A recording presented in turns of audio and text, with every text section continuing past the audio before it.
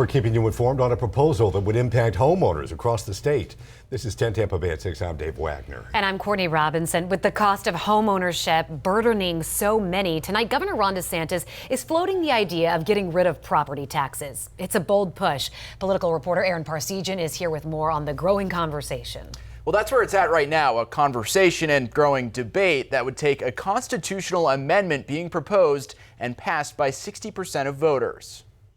This is pinching people, and I think that's something that you should look at. Governor Ron DeSantis continuing to voice support of making Florida the first state to abolish property taxes, potentially helping the pinch felt by homeowners in Jacksonville and Tampa, who according to Redfin are two of the top 5 metro areas seeing the highest spike in tax bills since 2019. You buy a home, you own it outright, free and clear, and yet you have to continue to pony up money to the government just for the courtesy of using your own property.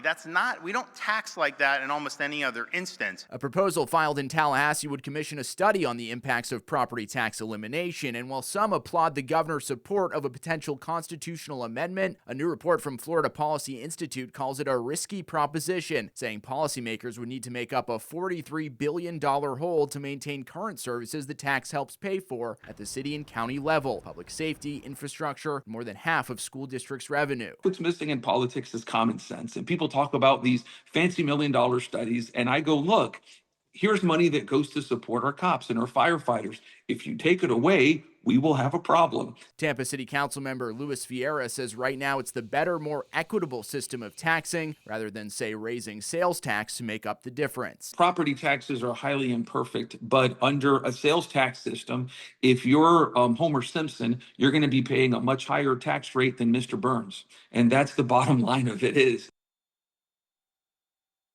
All right, Aaron, so what would they do to consider bridging the potential gap here? Well, that's one of the things they're going to be looking at if this study is approved. But that report from the Florida Policy Institute shows one of those things could be a spike in sales tax to up to 12% may be necessary to meet that. They could also move to tax so-called luxury goods and a lot more. And we have a link for people to check out that study right now in our free 10 Tampa Bay app. All right, Aaron, thank you.